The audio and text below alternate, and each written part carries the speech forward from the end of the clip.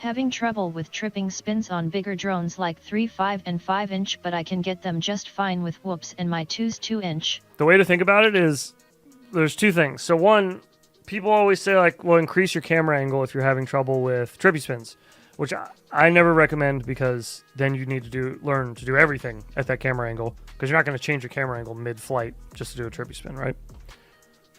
But the other thing is, when you're flying a larger quad and you're trying to do trippy spins and you're used to doing them on micros, with micros, you have to remember that like your throttle, you have a lot more kind of like, you got a lot more like safe zone in your throttle where you can kind of go a little heavier on your throttle in a trippy spin. It won't throw you off too bad. With a larger quad, and the faster they get and the more power they have, when you're going a little higher on your throttle, now you got to do everything faster. Every input that makes up a trippy spin has to be done quicker because your throttle is you're pushing yourself backwards towards the target way faster. So think of it like an orbit. If you do an orbit super slow, you can kind of be gentle with your adjustments on your roll and your yaw to balance.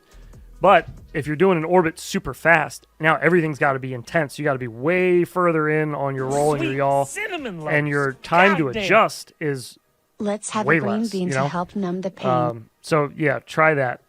I would try that. Be very conscious of your throttle going into it. Good way to practice on a micro or in the sim. Do as little throttle as you can get away with on trippy spins. Make that be your mission. Go to practice trippy spins and then tell yourself, let's keep lowering throttle, lower throttle, lower throttle. Adjust your pitch back more. Keep dropping your throttle, drop your throttle. As your throttle goes down, your pitch goes up.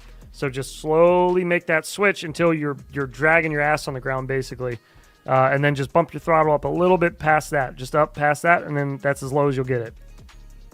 Translate that to a 5-inch quad, and I think it'll be a lot easier for you. I think that's usually the disconnect that I have, is I go into it on a 5-inch quad with way too much authority. I just go in there like, this is going to be nothing.